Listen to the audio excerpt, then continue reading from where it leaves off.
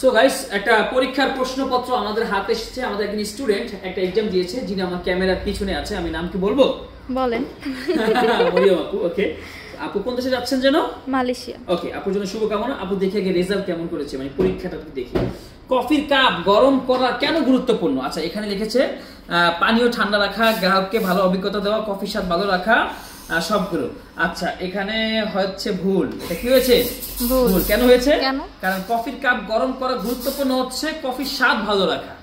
Clear? এটা আমি zero করে এখানে ডান পাশে টিক চিহ্ন দিয়ে রাখলাম। গ্রাহক যখন দ্রুত অর্ডার চান তখন আপনার করণীয় কি? দ্রুত অর্ডার তৈরি করা, এটা রাইট আনসার। ক্যাপাচিনো ও দুধের ফেনার গুণগত মান কেমন হওয়া উচিত? ভারী এবং ঘন, রাইট। কোন কফি বিশেষভাবে আইস কফির জন্য ভালো? বিশেষ করে আইস কফির জন্য ভালো হচ্ছে কোল্ড ব্রিউ, বিকজ অফ এখানে 4টা অপশন দেওয়া আছে। Espresso, drip coffee, cold brew. যেহেতু কোল্ড মেনশন করা আছে, তার মানে আইস কফির জন্য আপনার কোল্ড ব্রিউ। কিন্তু আমরা আইস কফি বানানোর সময় তো উপর এক্সপ্রেসো স্প্রেড করি। হ্যাঁ, আইস কফি কয়েক প্রকার আছে, রাইট? সেই কারণে এখানে কোল্ড ব্রিউর কথা এসেছে। ওকে, কোল্ড ব্রিউ ভালো হচ্ছে এই কারণে, কারণ কোল্ড ব্রিউ কফিটা বানিয়ে ফ্রিজে রেখে দিতে হয় 14 থেকে 18 ঘন্টা, এই কারণে। ওকে, গ্রাহক যখন নির্দিষ্ট ধরনের কফি চান না তখন কিভাবে পানীয় সাজেস্ট, জনপ্রিয় পানীয় সাজেস্ট করবেন, রাইট? এটা আনসার গুড। কফি ফেনানোর জন্য আদর্শ তাপমাত্রা কত? 65 থেকে 70, রাইট। রেসপ্রেসো কি? কফি কি? সংক্ষিপ্ত শর্ট, রাইট। লাটে আর্ট এবং কাস্টমার সার্ভিস। লাটে আর্টের জন্য কোন ধরনের দুধ সবচেয়ে উপযুক্ত? না, এখানে ফুল ফ্যাট দুধ হবে, রাইট। স্কিম হচ্ছে যে লো ফ্যাট। ওকে, এটা কিন্তু স্কিম ভুল হয় না বানান। স্কিম মানে আমি আকাশ ভাইকে জিজ্ঞাসা করছি, ভাইয়া বলছে স্টিম হবে। ওকে, ওর থেকে জরিমানা হবে। ওকে, হ্যাঁ, তো আমি নাম্বার পাবো। হ্যাঁ পাবো, আমি জিজ্ঞাসা করছিলাম। ওকে ওকে, জীবনী। স্টিম ওয়ান পার্চ করার কারণ কি? স্টিম পরিষ্কার করা, রাইট। টিউলিপে লাটে আর্টে কয়টা স্তর থাকে? 4 থেকে 5টা, রাইট। কোনো সমস্যা নাই, ভুল ভ্রান্তি ছাড়া কোনো পরীক্ষা হতে পারে না, এই কারণে ভুল করতে হবে, ঠিক না? অবশ্যই। কোন কফি প্রস্তুতিতে বেশি পানি ব্যবহার করা হয়? অবশ্যই আমেরিকানো। একটা লাটেতে এসপ্রেসো এবং দুধের আনুপাতিক হার হবে 1:3। এটা ভুল হয়েছে। 1:2 মানে 1:3 বানাতে কি বুঝেছেন? ও আচ্ছা, দুধ, ফোম আর হচ্ছে না, যদি এই লাটেতে এসপ্রেসোর সমান সমান দুধের পরিমাণটা বুঝাইছে এখানে। যদি এসপ্রেসো বুঝাইছে 1 দিয়ে আর 3 বুঝাইছে দুধ, মানে ধরেন আপনি 30 গ্রাম এসপ্রেসো দিলেন 90 গ্রাম দুধ, এটা আনুপাতিক হারে এইভাবে বোঝানো হয়েছে। এসপ্রেসো সঠিক এক্সট্রাকশন টাইম কত হওয়া উচিত? অবশ্যই 25 থেকে 30। You are right. Coffee packet খোলার কতদিনের মধ্যে ব্যবহার করা উচিত? 7 দিন। হবে। ড্রিপ কফি মেশিনে ব্রু করার জন্য কোন গ্রাইন্ড সাইজ সেরা? মিডিয়াম। অবশ্যই মিডিয়াম। দুধের সঠিক টেক্সচার কিভাবে তৈরি করা যায়? দুধের পৃষ্ঠে ছোট ছোট বুদবুদ বুদবুদ।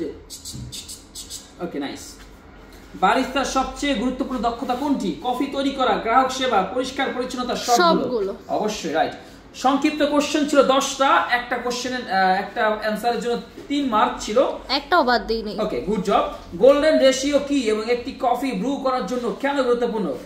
এক নম্বর অ্যানসার হচ্ছে কফি শট যখন 25 থেকে 30 সেকেন্ডের মধ্যে পড়ে তখন তাকে আমরা গোল্ডেন শট বা গোল্ডেন রেশিও বলে থাকি। এটা কফি সুস্বাদু করার জন্য খুব গুরুত্বপূর্ণ। ওকে, এরপর একটি আদর্শ কফি বানানোর জন্য গোল্ডেন শট লাগবে, এতে কফির স্বাদ ভালো হবে। বেশি সময় নিয়ে কিংবা কম সময়ে শট হলে কফি তিতা এবং টক হওয়ার শোনা আছে, রাইট। Good answer. সো এটাতে আমরা তাকে 3 দিলাম। 2 নম্বর ছিল ক্যাপাচিনো এবং লাটের মধ্যে পার্থক্য। ক্যাপাচিনো এবং লাটের মধ্যে সবচেয়ে বড় পার্থক্য হচ্ছে ফোমের অনুপাত। ক্যাপাচিনোতে ফোমের পরিমাণ বেশি, লাটের ফোমের পরিমাণ ক্যাপাচিনো থেকে কম হবে, রাইট। ওকে, এটা এখানে কিন্তু আপনার আরেকটি অ্যানসার লেখা বাকি ছিল। কি? Cup size?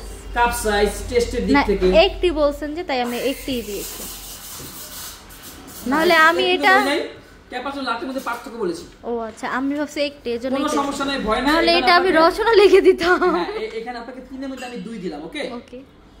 দুধ ফোমের জন্য কোন দুধ ভালো এবং কেন? এখানে দুধের জন্য লিকুইড, হ্যাঁ ফুল ক্রিম দুধ। এই দেখছেন এখানে কিন্তু আপনি ফুল ক্রিম লিখেছেন কিন্তু ওখানে লেখেন নাই ফুল ফ্যাটটা। এখানে ভালো হইছে, ভালো। হ্যাঁ, এখানে 3 দেওয়া যায়। কফি বিন সংরক্ষণ করতে হয় কিভাবে? এটা লিখেছেন। কফি বিন সংরক্ষণের সময় খেয়াল করতে হবে যে প্যাকেটে আমরা সংরক্ষণ করব সেটি যেন বাতাস মুক্ত হয়, অর্থাৎ বাতাস ঢুকতে দেওয়া যাবে না, তাহলে প্লাস্টিক র্যাপ দিয়ে মধ্যে হয়। এটা রাইট, ইটস রাইট অ্যানসার।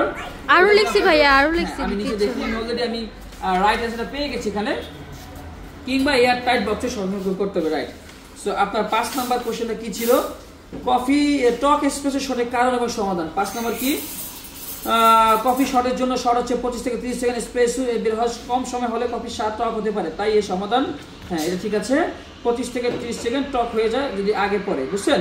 মানে মোট কথা এটার অ্যান্সারটা হচ্ছে এরকম যে এসপ্রেসো শট যদি 25 থেকে 30 সেকেন্ডে না পরে 10, 12, 15 সেকেন্ডে পড়ে যায় সেটা টক হয়ে যাবে, লাইট হয়ে যাবে, ওটাই বুঝাইছে। ওকে, এরপর 6 নম্বর থেকে এক্সপ্রেসো শর্ট মানে এসপ্রেসো হবে, বানানো এক্সপ্রেস হয়ে গেছে। শর্ট ওভার স্ট্যাক হলে মানে যদি ওভার স্ট্যাক বুঝেছেন হলে কফির স্বাদ বেশি তিতা হয় যাবে, এতে করে কফির আদর্শ স্বাদ নষ্ট হয়ে যায়। হ্যাঁ এটাও রাইট অ্যান্সার, 3 দিয়ে দিলাম। প্রথমে কফি, আচ্ছা কি বলছে এখানে, কিভাবে একটা কফিতে লাটে আর্ট হার্ট শেপ তৈরি করতে হয়, রাইট? প্রথমে কফি শট নিব, তারপর মিল্ক স্টিম করে নিব, স্টিম মিল্ক দিয়ে এসপ্রেসো ভালো করে মিক্স করে নিব। একটি অর্ধেক ভাবে গেলে, অর্ধেক কাপটা ভরে গেলে ডিজাইন শুরু করব, হালকা জোরে ধাক্কা দিব, সামনে লাপসে হয়ে আসলে হাত উপরে উঠে ফেলবো, তারপর দুধ চিকন লাস্ট মিনিট। ওকে নাইস, যেমন প্রশ্ন তাতে এমন উত্তর, দ্রুত দ্রুত ফাস্ট চিকন চিকন সেম উঠাই দিছি। Nice answer, nice. গুরুকে ভালোভাবে ফলো করতে হবে। গুড। ওকে, কফি গ্রাইন্ড সাইজ কিভাবে পানীয় স্বাদের উপর প্রভাব ফেলে? আচ্ছা, কফি গ্রাইন্ড সাইজ কফি স্বাদের পার্থক্য করে, যেমন মিডিয়াম সাইজের গ্রাইন্ড দিয়ে কফি বানালে তার তিতা স্বাদ হবে, ফাইন গ্রাইন্ডের চেষ্টা হবে না, ফাইন গ্রাইন্ডের তিততা কমে হবে, যেমন বিদেশি লাটে ব্যবহার করবেন। আচ্ছা, কফি গ্রাইন্ড সাইজ কফি স্বাদের মধ্যে পার্থক্য হচ্ছে যে ফাইন গ্রাইন্ড তিতা হবে, গ্রাইন্ড করে দিয়ে কফি অনেক তিতা হবে।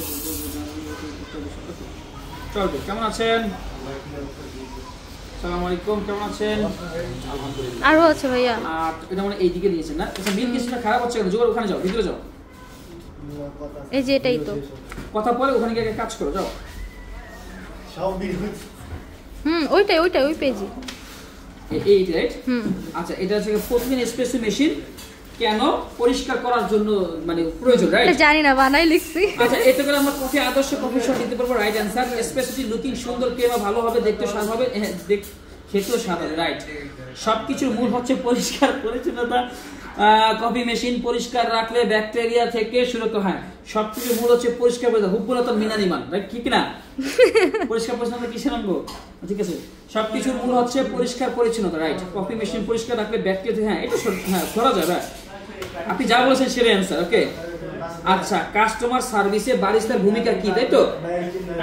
বারিস্তার ভূমিকা প্রধানত বারিস্তা হিসেবে আমাদেরকে ব্যবহার বন্ধু সুলভ হতে হবে, কাস্টমারের চাহিদা বুঝতে হবে। কেন? কাস্টমার অনভিজ্ঞ হলে, কোনো কাস্টমার অনভিজ্ঞ হলে তাকে সম্মানের সাথে কফি স্বাদ সম্পর্কে বুঝিয়ে তারপর সার্ভ করতে হবে।